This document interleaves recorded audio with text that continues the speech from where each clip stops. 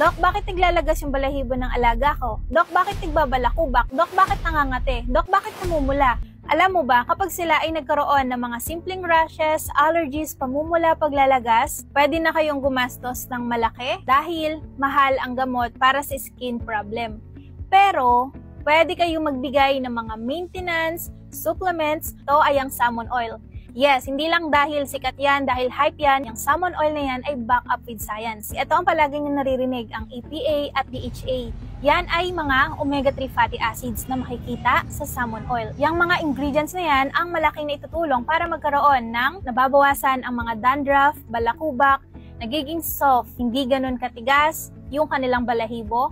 At malaki na itutulong na to para mabawasan yung severe shedding or severe na paglalagas ng inyong alaga. At nakakatulong yan sa kanilang joint and heart supplement. That's why pwedeng gamitin ang salmon oil kahit senior dogs, senior cats na sila. Ang Dr. Shiba Salmon Oil, kahit gamot yan, magugustuhan yan ng inyong alaga.